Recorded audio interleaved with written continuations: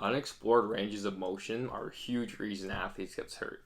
Now, there's lots of different components of this. I'll start you off with a couple of images. One, an athlete who's very flexible, runs, rolls their ankle, nothing happens.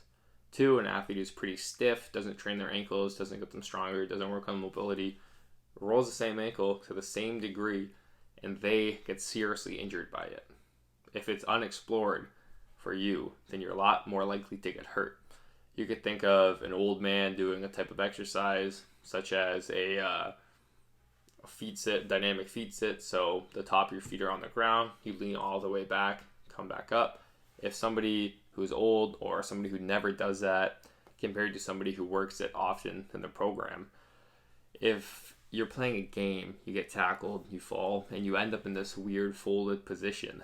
If you never get into it, then that's something that could hurt you, compared to if you get into it often, then the chance of you getting hurt from it are near zero.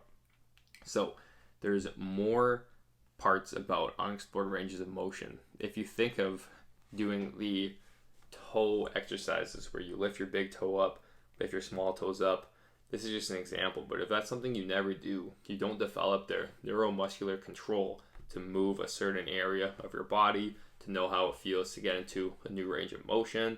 This is why if you try a new stretch out and it hurts, it's your body telling you, whoa, whoa, whoa, this hurts, we're not supposed to be here, here's some pain signals. But if you hold it for a while, then that pain goes away because your body learns that this is okay, this is a healthy position, there is nothing to worry about.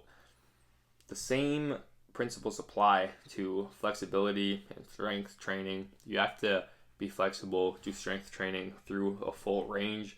If you have a poor range of mobility, then you are at a position where if you find yourself, similar to the first example, if you get in a weird twisted position, if you get folded on the ground, if you have to open your hips up and your leg kicks higher than normal, if you aren't constantly exploring these ranges of motion, then when it happens to you in the game, it's something that can hurt you.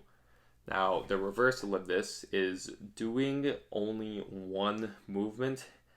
If it's every day, if it's repeated, if you have the exact same program, you never change it up, then that's something that could hurt you over time because you're just constantly stressing the same areas and not working all of the smaller muscle groups as well.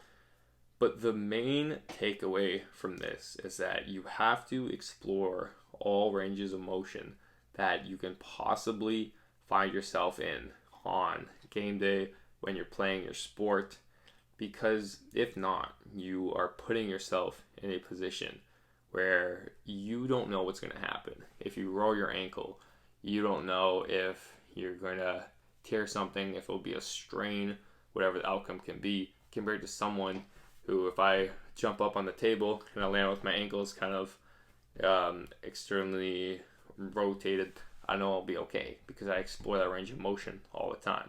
So through following exercises and the bulletproof athlete system, then you are going to slowly over time get further along this path of exploring all ranges of motion, doing all these different exercises to bring your joints through full range, to get stronger in longer positions, so getting strong in length positions, lots of different examples of it.